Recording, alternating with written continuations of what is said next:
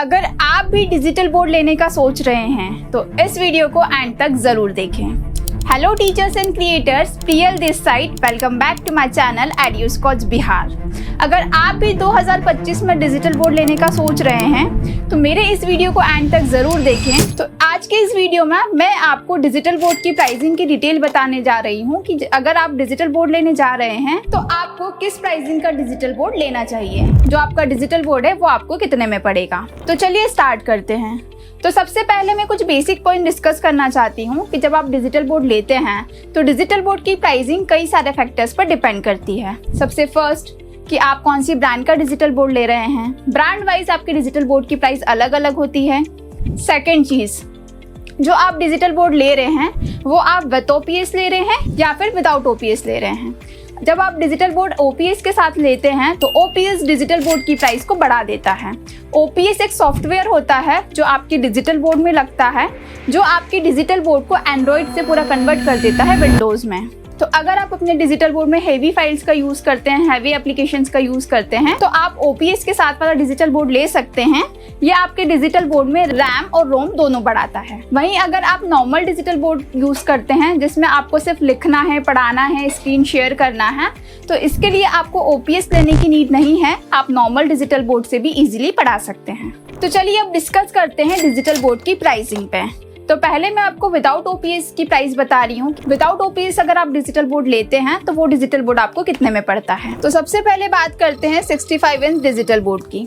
जब आप 65 inch digital board लेते हैं तो सबसे पहले तो आपको ये देखना है कि आपकी रूम का साइज कितना है और आप कितने स्टूडेंट्स को पढ़ा रहे हैं। सपोज आप ऑनलाइन टीचिंग कर रहे हैं तो आपकी ऑनलाइन टीचिंग या फिर ऑफलाइन टीचिंग में कितने स्टूडेंट्स हैं और आपकी रूम की स्पेस कितनी है। सारे साइज के जो डिजिटल बोर्ड होते हैं वो आपकी रूम की स्पेस और आपके स्टूडेंट के हिसाब से लगाए जाते हैं।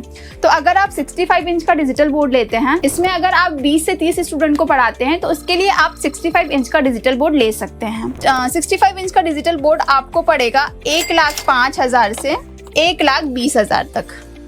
जब आप मार्केट में डिजिटल बोर्ड लेने जा रहे हैं 65 इंच का तो उसकी प्राइसिंग आपको ये बैठती है। हो सकता है कुछ लोग आपको यही डिजिटल बोर्ड 60,000, 70,000, 80,000 में बेचेंगे, लेकिन आपको ध्यान रखना है जब आप डिजिटल बोर्ड लेते हैं तो उसका हार्डवेयर अच्छा होना चाहिए।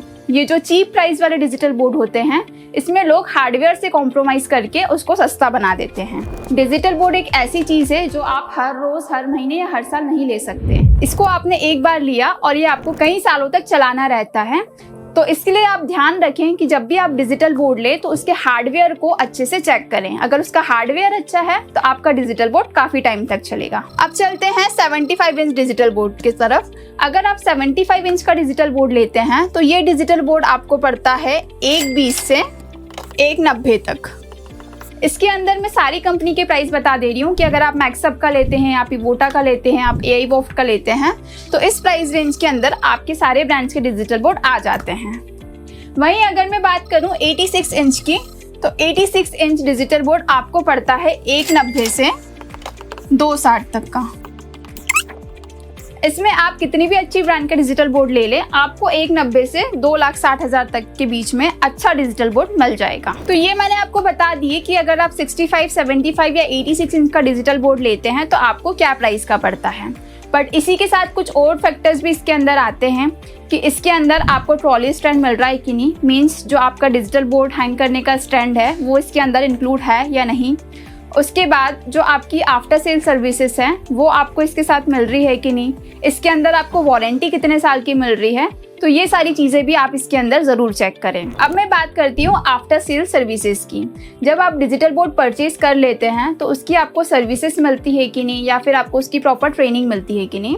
तो मैं आपको रिकमेंड करूँगी कि आप एआई वॉफ्ट का डिजिटल बोर्ड पे जाएं, क्योंकि एआई वॉफ्ट का अगर आप डिजिटल बोर्ड परचेज करते हैं तो एआई वॉफ्ट का डिजिटल बोर्ड आपको एक बजट फ्रेंडली प्राइस में मिलता है। साथ ही साथ उसके बहुत सारे फायदे भी हैं। जैसे जब आप एआई वॉफ्ट का डिजिटल बोर्ड परचेज कर लेते हैं तो उसके बाद आपको प्रॉपर आफ्टर सेल सर्विसेज मिलती है। जब आपका डिजिटल बोर्ड परचेस हो जाता है तो एडियोस कॉज से आपके यहाँ इंस्टॉलेशन के लिए पर्सन आता है, वो आपके डिजिटल बोर्ड को पूरा इंस्टॉल करके जाता है। हमारी एक्सपर्ट टीम बैठी हुई है, वो आपको पूरी ऑनलाइन ट्रेनिंग देके गाइड करती है कि कैसे आप डिजिटल बोर्ड का यूज कर सकते हैं। साथ ही साथ आपका एक व्हाट्सएप ग्रुप बना होता है। अगर आपको कुछ भी इशू आता है डिजिटल बोर्ड में तो आप उस ग्रुप पर मैसेज करके हमारे टीम मेंबर से कनेक्ट करते हैं और हमारे टीम मेंबर आपकी जल्दी से जल्दी प्रॉब्लम रिजॉल्व करते हैं। तो जब भी आप डिजिटल बोर्ड लेने जाएं तो ये बेसिक चीज़ों का बहुत ध्यान रखें कि डिजिटल बोर्ड आपको किस प्राइस में मिल रहा है, डिजिटल बोर्ड का हार्डवेयर कैसा है, डिजिटल बोर्ड में आपको आफ्टर सेल सर्विसेज कैसे मिल रही हैं।